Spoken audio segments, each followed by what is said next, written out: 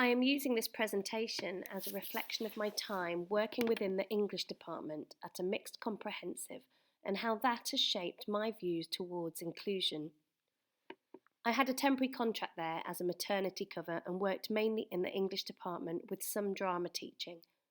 It is important to note that I was an NQT, a newly qualified teacher, and I had to pass the teacher standards before gaining fully qualified teacher status. I had completed my PGCE, my Postgraduate Certificate of Education in Performing Arts, and was now mainly teaching English. In the UK, teacher expectations are high, as you can see from the preamble in the teacher's standards. Teachers make the education of their pupils their first concern and are accountable for achieving the highest possible standards in work and conduct. Teachers act with honesty and integrity, have strong subject knowledge, keep their knowledge and skills as teachers up to date, and are self-critical, forge positive professional relationships, and work with parents in the best interests of their pupils. Within the school, there was a hearing support centre, which helped support students that were hearing impaired.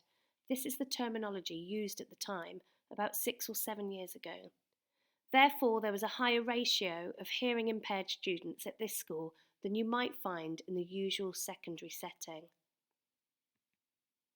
Before we go any further, I'd like to talk terminology. Hearing impaired was the term used freely at the time.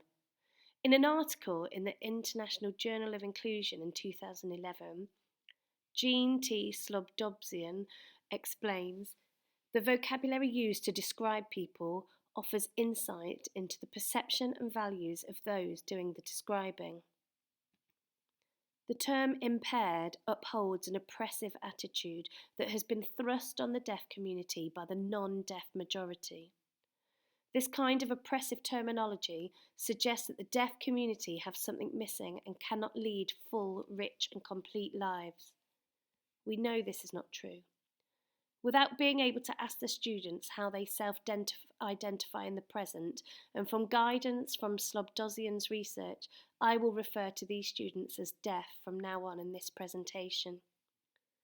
Along with terminology used at this setting, I have often questioned whether the students were oppressed in other ways because of the inclusion policy.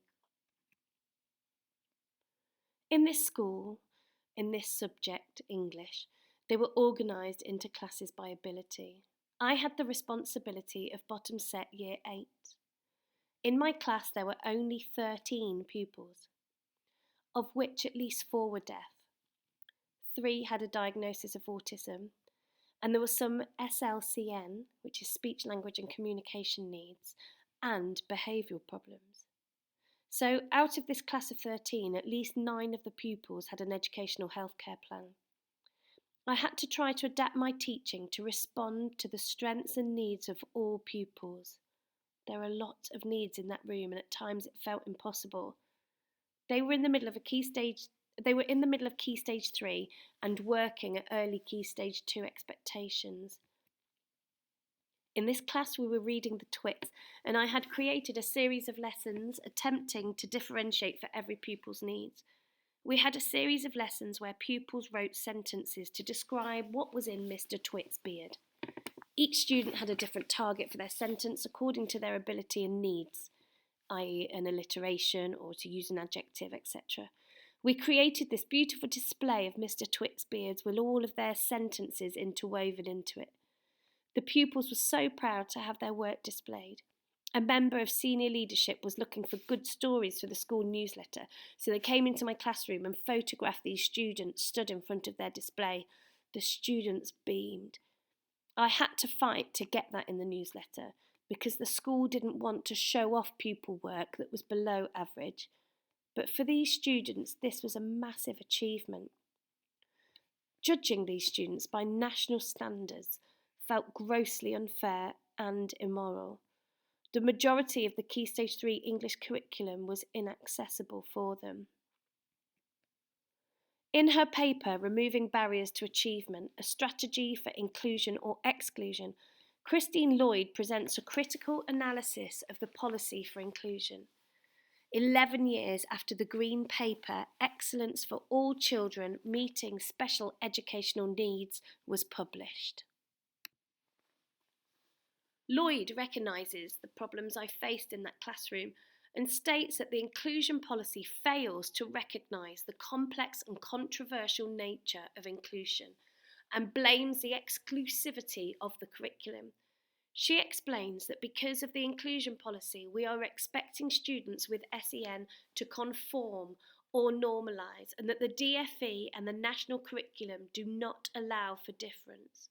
We are measuring them against a set of standards created for the neurotypical, and that by attempting to measure these students against these standards, SEN will continue to be disadvantaged and to receive an inferior educational opportunity and will experience more exclusionary practices. Streamlining pupils by ability in mainstream settings will often lead to classes like the one I had. There will be a range of complex needs in one classroom with teachers who lack the expertise or the resources to teach them effectively in every lesson.